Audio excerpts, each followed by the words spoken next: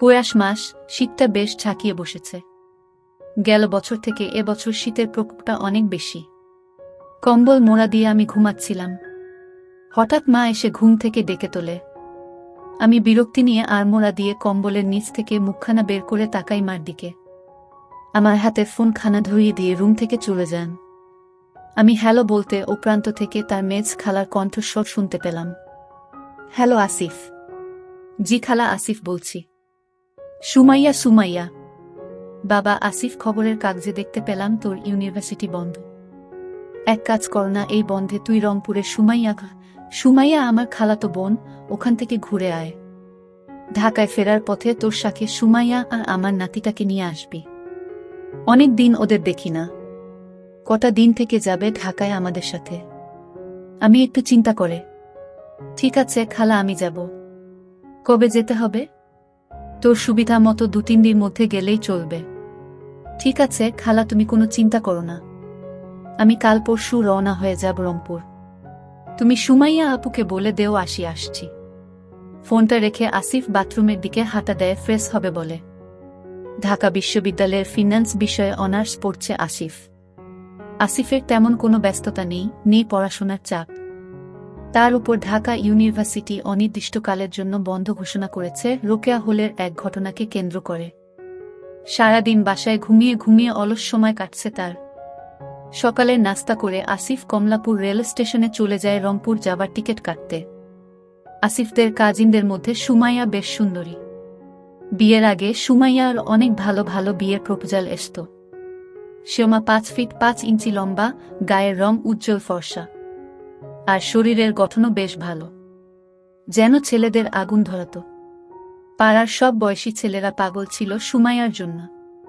সুমাইয়ার বাবা হঠাৎ করেই সুমাইয়ার বিয়ে ঠিক করে ফেলেন এক বিসিএস ক্যাডার ছেলের সাথে। পাত্রের বয়স একটু বেশি, 36, আর সুমাইয়া 22 বছরের পরিপক্ক এক রমণী। 14 বছরের গ্যাপ খুব একটা বড় সমস্যা হয়ে দাঁড়াল না সুমাইয়ার পরিবারের কাছে। কিন্তু সুমাইয়ারও ওই বিয়েতে একদম মতো ছিল না।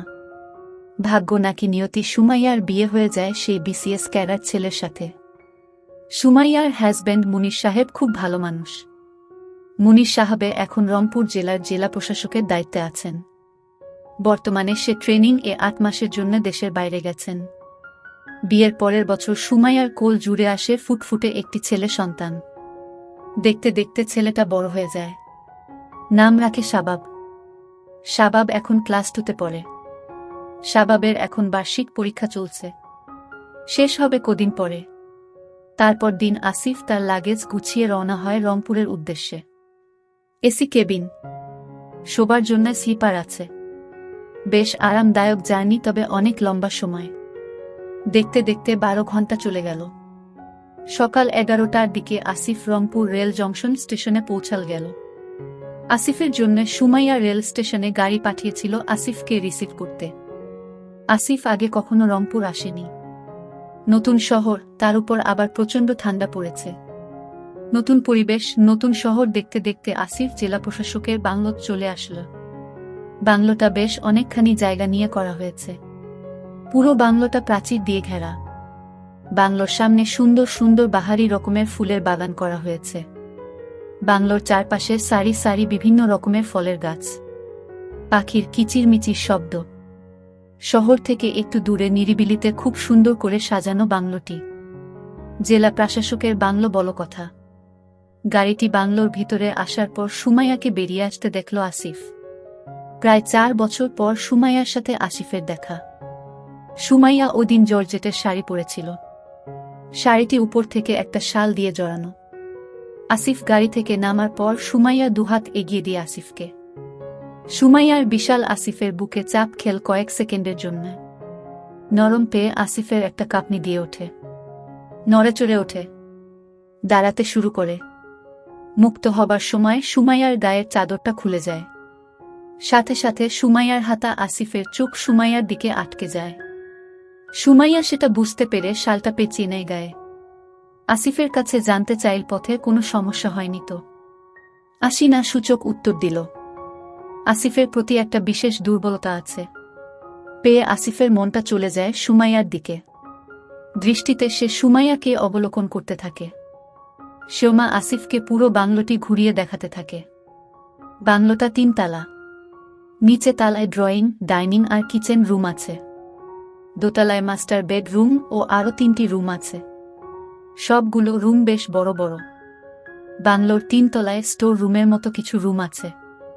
তার উপরের তলায় ছাদ। পুরো বাংলোটি খুব সুন্দর পরিপাটি করে গুছানো।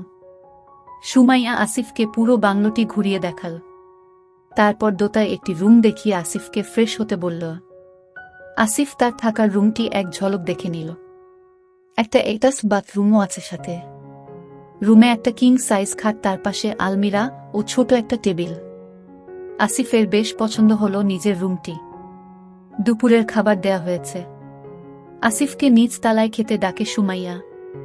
সুমাইয়া দুপুরের শাওয়ার নেয়ার পর কাপড় চেঞ্জ করে হালকা গোলাপি রঙের মেক্সি পরেছে।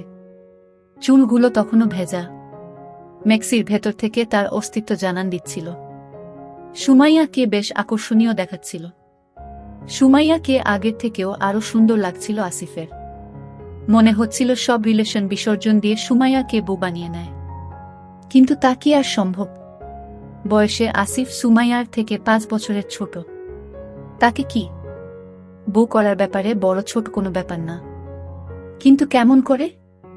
আসিফ দুপুরের ভাত খেতে খেতে চিন্তা করতে লাগল কেমন করে সুমাইয়াকে বলবে। দুপুরের ভাত খাবার পর আসিফ ছাদে উঠে একটা সিগারেট ধরায়। শীতের আমেজ সিগারেটে টান দিতে আসিফের বেশ ভালোই লাগছিল। ছাদে কিছু কাপড় শুকুতে দেয়া হয়েছে সারিবদ্ধভাবে। তার মধ্যে একটি কালো রঙের। আসিফ বুঝতে পারে এগুলো সুমাইয়ার। আসিফ ছাদের 4-5টা দেখে নিয়ে হাতে নেয়। কাপ দুটি বিশাল। আসিফ অনুমান করার চেষ্টা করে সুমাইয়ার কত বড় হতে পারে। সকালে সে পেয়েছিল। নাকের কাছে নিয়ে সুমাইয়ার গন্ধ খুঁজতে থাকে আসিফ। পাশে একটা হ্যান্ডব্যাগ দেখতে পায়। 100% কটন। এক ধরনের ফ্যান্টাসি কাজ করতে থাকে তার মধ্যে। সেমি ট্রান্সপারেন্ট, একই সাথে স্টাইলিশ। পরলে সুমাইয়াকে না জানি কতটা সুন্দরী লাগে। আসিফ সেটা চিন্তা করতে করতে উপর ঘুষতে থাকে। হঠাৎ সুমাইয়ার গলার আওয়াজ শুনতে পায় আসিফ। আসিফ দ্রুত আগের জায়গায় রেখে দিয়ে ছাদের রেলিংয়ের এক পাশে সরে আসে। সুমাইয়া হাতে চায়ের কাপ আর এক হাতে একটা মোবাইল ফোন। চায়ের কাপ আর মোবাইল ফোন আসিফের দিকে এগিয়ে দিয়ে বলে, দেখ তো আসিফ, আমার মোবাইল ফোনটা বেশ স্লো হয়ে গেছে। কিছু করতে পারিস কিনা? আসিফ সুমাইয়ার ফোনটা হাতে নিয়ে অপশনগুলো দেখে ঠিক আছে কিনা। Android handset. মোবাইলটা হাতে নিয়ে আসিফ কৌতূহলবশত কল লিস্ট দেখতে থাকে। রাত 2টার সময় মুনির ভাইয়ের পিএস কোনো সুমাইয়াকে ফোন করবে। আসিফ কল ডিউরেশন দেখে। প্রায় 25 মিনিট কথা হয়েছে। দিনে আরও বেশ কবার। সন্দেহ হয় আসিফের। আসিফ ফোনটি রিসেট করে দিয়ে নতুন করে সেট আপ করে দেয়। সাথে একটা অটো কল রেকর্ডিং অ্যাপ্লিকেশনটা ডাউনলোড করে ইনস্টল করে দেয়। তারপর সুমাইয়ার হাতে দিয়ে দেয়। সুমাইয়াকে সে আর চোখে দেখতে থাকে। সুমাইয়ার প্রতি একটা তীব্র অনুভব থাকে সে। সুমাইয়ার আগের থেকেও আরও ভারী হয়ে উঠেছে। গোলাপি মেক্সির উপর কোনো নেয়নি সুমাইয়া। ফলে তার পবত সমান বেশ ভালো মতোই দেখা যাচ্ছিল। আসিফ যেন তা চোখ দিয়ে গিলে খেতে থাকে। এই শীতের রাতে সুমাইয়ার মতো সুন্দরী নারীকে পেলে মন্দ হতো না।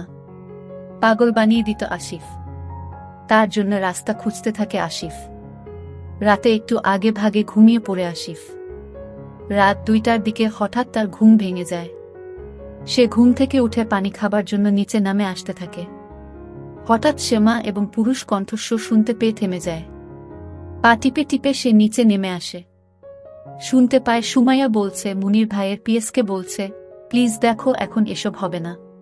ঢাকা থেকে আমার কাজিন এসেছে। তোমাকে একটু চলে যাব জান। আমার কাজিন জানতে পারলে সর্বনাশ হয়ে যাবে। ও যতদিন এখানে আছে ততদিন এগুলো থেকে দূরে থাকতে হবে আমাদের দুজনকেই। আসিফ যেন আকাশের চাঁদ পেয়ে যায়। সুমাইয়ার চাবি তার হাতে চলে আসে।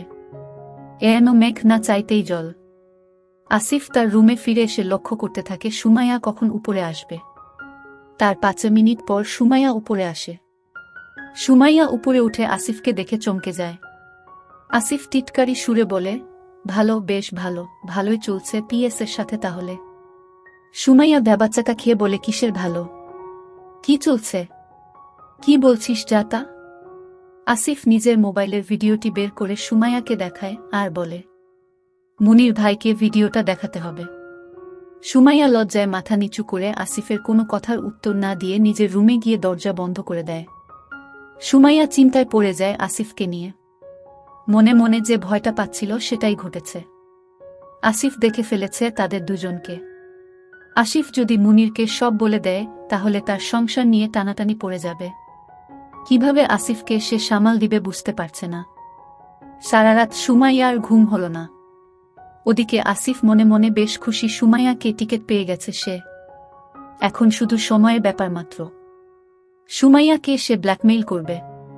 সুমাইয়াকে আত্মসমর্পণ করতেই হবে আসিফের কাছে। পরদিন সকালে ঘুম থেকে উঠার পর সুমাইয়া আসিফকে এড়িয়ে চলতে লাগল। আসিফ সুমাইয়াকে সুযোগ খুঁজতে থাকে। বাসায় একটি কাজের মেয়ে আসে সকালে। কাজ শেষ করে সে চলে যেতে যেতে বিকেল হয়। বিকেলে আবার শাবাব স্কুল থেকে চলে আসে। সুযোগের অপেক্ষা তাকে বেশিক্ষণ করতে হয় না। বেলা 12টার দিকে সুমাইয়া শাওয়ার নিয়ে ভেজা কাপড় হাতে নিয়ে ছাদের দিকে যেতে থাকে তা রোদে দেবার জন্য। আসিফ মনে মনে চিন্তা করে এই তো সুযোগ। আসিফ নিচতলায় নেমে দেখে নেয় কাজের মেয়েটা রান্নাঘরে রান্না করছে। আসিফ দেরি না করে ছাদের উদ্দেশ্যে রওনা হয়। সুমাইয়া কাপড় রোদে দিয়ে নিচে আসতে থাকে। অমনি ছাদের চিলে কোঠায় সুমাইয়াকে একা পেয়ে দেওয়ালের একপাশে ধরে আসিফ। সুমাইয়াকে কোনো সুযোগ না দিয়ে আসিফ সুমাইয়ার আরম্ভ করে। সুমাইয়া নিজেকে ছাড়িয়ে নেওয়ার চেষ্টা করে কিন্তু সফল হয় না। সুমাইয়া চিৎকার দিয়ে উঠে বলে, ভালো হচ্ছে না কিন্তু ছাড় আমাকে। যখন মুনির ভাইয়ের পিএস রবি সাহেব তোমাকে তখন খুব ভালো লাগে তাই না? আমি কিন্তু চিৎকার করব। চিৎকার কর না, আমিও সবিকে বলে দিব তোমার কুকর্ম। শুধু তোমার নিয়ে একটু খেলা করব রবি সাহেবের মতো, তারপর ছেড়ে দিব। আর কখনো তোমাকে ডিস্টার্ব করব না। শুধু এতটুকুই, আর কখনো আমাকে ডিস্টার্ব করবে না? না করব না, প্রমিস। আসিফ সুমাইয়াকে দেওয়ালে ঠেস দিয়ে ধরে। আসিফ সুমাইয়ার খুব কাছে এসে সুমাইয়ারও চোখের ওপর চোখ রাখে। সুমাইয়া ও আসিফের আই কন্ট্রাক্ট হয়। সুমাইয়া আসিফের চোখে চোখ রাখতেই হায়ানার ক্ষুধার্ত চেহারার প্রতিচ্ছবি দেখতে পায়, যেন তাকে চোখ দিয়ে আসিফ। সুমাইয়ার অসহায় চোখ দুটির দিকে তাকিয়ে আসিফের একটু করুণা হল না। সুমাইয়া আসিফের চোখ থেকে নিজের দৃষ্টি সরিয়ে নেয়, মুখটা নিচু করে অন্যদিকে ঘুরিয়ে নেয়। আসিফ দুহাত দিয়ে সুমাইয়ার আসিফের দুই হাত সুমাইয়ার বিশাল কিন্তু পারে না। তার হাতের পাঞ্জার থেকেও সুমাইয়ার বেশ বড়। আসিফের হাতের আঙ্গুলগুলো যেন পারদর্শী। তারপর জনে জনে সবাইকে জানাব, তখন তোর সংসার কেমন করে টিকে সেটা আমিও দেখব। আমি যদি দেই তার কি গ্যারান্টি আছে? তারপরও তুমি আমার হাজব্যান্ডকে বলবে না? এই তো সুমাইয়া লাইনে আসছে। আমি তোমার পেলে কাউকে কিছুই বলবো না। তবে তবে কি? শুধু তোমার হাজব্যান্ডকে জানাবো। মানে? ক্রোধ আর রাগান্বিত কণ্ঠে সুমাইয়া জানাতে চাইল, মানে খুব সোজা, আমি যতদিন রংপুর আছি ততদিন আমি তোমাকে। এমনটি। আসিফের থাপ্পড় খেয়ে সুমাইয়ার মাথায় চক্কর খেল। আসিফের কথাগুলো যেন তার থেকেও বেশি তাকে তেজ করে দিল। সুমাইয়া ফাটা মতো চুপসে যেতে থাকল। আসিফ সুমাইয়ার সবচেয়ে দুর্বল জায়গাটার মধ্যে ছুরি দিয়ে আঘাত করল। সুমাইয়া মনে মনে ভাবল, আজ এই জঘন্য কাজটা তাকে করতে হবে শুধু তার ভুলের কারণে। রবির সাথে তার সম্পর্ক তা আসিফ জানে এবং তার হাতে প্রমাণও আছে। আসিফ তাকে ব্ল্যাকমেইল করছে। সুমাইয়া বুঝতে পারল সুমাইয়া হাতে আর কোনো পথ খোলা নেই, নিজেকে আসিফের কাছে বলিদান করা ছাড়া। আসিফ হায়ানার মতো তার চুপ করে অসাড় দেহে সিঁড়িতেই দাঁড়িয়ে রইল সুমাইয়া। আসিফের সুমাইয়ার মনের ভাষা বুঝে নিতে দেরি হল না। আসিফ ছাদের সিঁড়ির উপরিভাগে নিয়ে সুমাইয়াকে দাঁড়া করাল। ছাদের সিঁড়ির ঘরের দরজাটা খোলা থাকার সুবাদে দিনের আলোতে সুমাইয়াকে সে ভালোমতো দেখতে পাচ্ছিল। শ্যামা গা নীল রং, তার মধ্যে ছোট ছোট গোলাপ ফুল আঁকা প্রিন্টের পড়েছে। আসিফ সেটা খেয়াল করে মনে মনে ভাবল, এই মেক্সির ভেতরে আছে আরো সুন্দর একটি তাজা গোলাপ। ভ্রমর হয়ে সে সুমাইয়ার মিষ্টি সুবাস নিবে আর মধু আরোহণ করবে।